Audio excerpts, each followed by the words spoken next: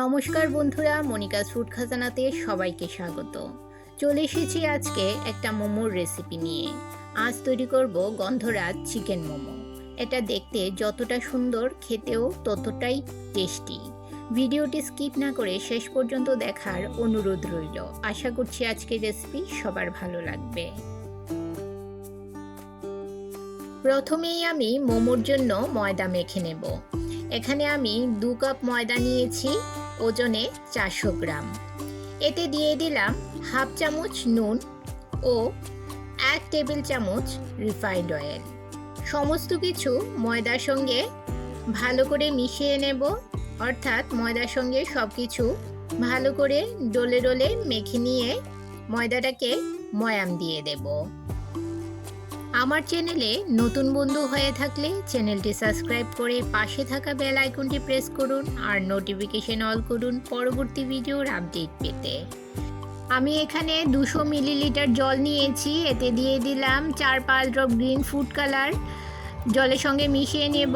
এই জলটা আমার পুরোটা লাগবে না, অল্প অল্প জল নিয়ে আমি এই ময়দাটাকে মেখে নেব।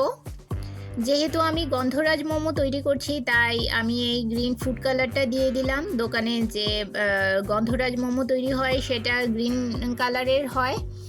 এই ফুড কালারটা সম্পূর্ণ অপশনাল, আপনারা চাইলে নাও দিতে পারেন। এই ফুড কালার ছাড়াই আপনারা এই মোমোটা তৈরি করতে পারেন। আমি দেখার সৌন্দর্যের জন্য এই ফুড কালারটা অ্যাড করলাম। খুব ভালো করে ময়দাটা মেখে নিতে হবে, একটু শক্ত করে ডোটা আমি তৈরি করে নিলাম। এবারে রেস্টে রেখে দেব 30 মিনিটের জন্য। এবারে চিকেনের স্টাফিংটা তৈরি করে নেব। এখানে 400 গ্রাম চিকেন কিমা নিয়েছি। দোকান থেকে চিকেন কিমা আমি নিয়ে এসেছি, ভালো করে ধুয়ে পরিষ্কার করে নিয়েছি। এবারে একটা গন্ধরাজ লেবু নিয়ে নিলাম, ভালো করে ধুয়ে নিলাম। একটা গ্রেটারের সাহায্যে লেবুর উপরের সবুজ অংশটা গ্রেট করে চিকেনের মধ্যে দিয়ে দেব। লক্ষ্য রাখতে হবে সবুজ অংশটার সঙ্গে যেন সাদা অংশটা গ্রেট না হয়ে যায়। শুধুমাত্র সবুজ অংশটাই ব্যবহার করতে হবে, সাদা অংশটা দিলে তেতো লাগবে, তাই খুব সাবধানে সবুজ অংশটা গ্রেট করে নেবেন। গন্ধরাজ লেবুর এই সবুজ অংশটা চিকেনে দিয়ে দিলাম। এবারে এতে দিয়ে দেব 1 টেবিল চামচ গ্রেট করা রসুন, 1 চামচ গ্রেট করা আদা, দিয়ে দিলাম 3টে বড় সাইজের কুচনো পেঁয়াজ ও স্বাদ মতো নুন। এবারে সব কিছু ভালো করে একটু চেপে চেপে মেখে নিতে হবে। পেঁয়াজ, রসুন, আদা সব কিছু ভালো করে মেখে নেব চিকেনের সঙ্গে। বন্ধুরা, যারা আমার ভিডিওটি এই পর্যন্ত ধৈর্য সহকারে দেখছেন অথচ একটা লাইক দিতে ভুলে গেছেন, তাদের কাছে অনুরোধ, প্লিজ একটা লাইক দিয়ে ভিডিওটি কন্টিনিউ করুন। আপনার একটা লাইক পৌঁছে দিতে পারে আমার রেসিপি আরও বহু মানুষের কাছে। এবারে এতে দিয়ে দিলাম আমি 1 টেবিল চামচ পরিমাণ ডার্ক সয়া সস ও 1 চামচ গোলমরিচ গুঁড়ো, আর দিয়ে দিলাম 1 টেবিল চামচ পরিমাণ ঘি। ঘি দেওয়ার ফলে মোমোর ভেতরের পুরটা ময়দার প্রলেপে লেগে যাবে না। সামান্য জল দিয়ে চিকেনটা মেখে নিতে হবে, এতে করে চিকেনের পুরটা ভেতরে খুব জুসি হবে। আমার মোমোর জন্য চিকেনের পুর তৈরি করা হয়ে গেছে। এবারে যে ময়দার ডোটা মেখে রেখেছিলাম সেই ডোটা আরও একবার মথে নেব। ময়দার ডো থেকে ছোট ছোট লেচি কেটে নেব। সামান্য ময়দা ডাস্ট করে নিয়ে লেচিগুলো রুটির আকারে বেলে নিতে হবে। একদম পাতলা করে রুটি তৈরি করবেন। যে যতটা বড় করে মোমো তৈরি করবেন ততটা বড় করে রুটিগুলো বেলে নেবেন। আমি একটু বড় করে মোমোগুলো তৈরি করছি, তাই একটু বড় করে রুটিটাকে বেলে নিলাম। আপনারা আপনাদের পছন্দ মতো ছোট বড় যে কোনোভাবেই যে কোনো শেপের রুটি বেলে নিয়ে মোমো তৈরি করতে পারেন। মোমোর জন্য একদম পাতলা করে রুটিগুলো বেলে নিতে হবে। এবারে এই রুটির চারদিকে হালকা করে জল লাগিয়ে নেব, এতে করে মোমোর শেপটা দিতে সুবিধে হবে। তৈরি করা চিকেনের পুরটা 2 চামচ মতো আমি এই রুটির মধ্যে দিয়ে দিলাম। এবারে এভাবে পেছনের সাইডটা তুলে নিয়ে এভাবে মুড়ে দেব।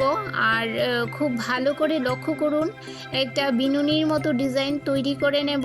আপনারা আপনাদের পছন্দ মতো যে কোনো শেপে মোমো তৈরি করতে পারেন। আমি একটু বড় করেই মোমোগুলো তৈরি করছি।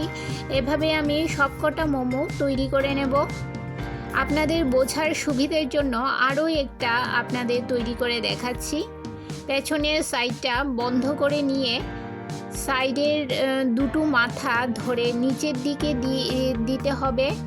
এইভাবে বারবার দুটো মাথা ধরে নিচের দিকে দিয়ে ঢুকিয়ে দিলাম।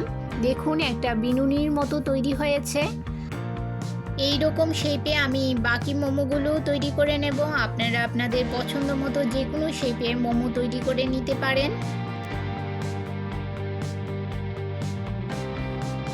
2 কাপ ময়দা আর 400 গ্রাম চিকেন দিয়ে আমার এখানে এই সাইজের মোট 18টা মোমো তৈরি হয়েছে।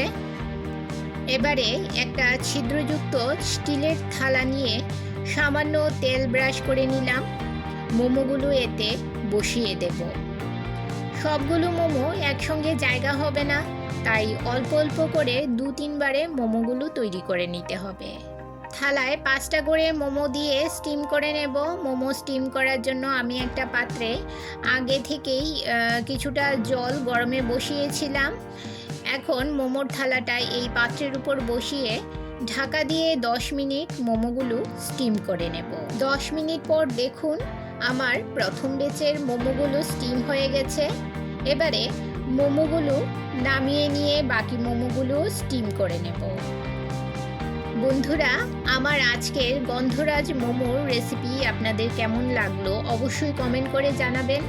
আর ভালো লাগলে শেয়ার করবেন আপনাদের আত্মীয় ও বন্ধুদের কাছে।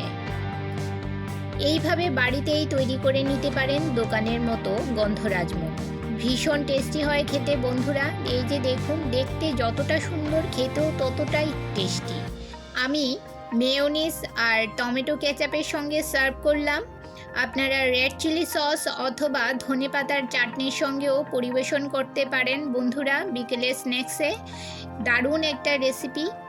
আপনারা অবশ্যই বাড়িতে এই রেসিপিটা ট্রাই করবেন। ভীষণ ভালো হয় খেতে বন্ধুরা। তাহলে বন্ধুরা আজকে এই পর্যন্তই। আবার দেখা হবে আরেকটি নতুন ভিডিওতে নতুন রেসিপি নিয়ে। সবাই ভালো থাকবেন, সুস্থ থাকবেন।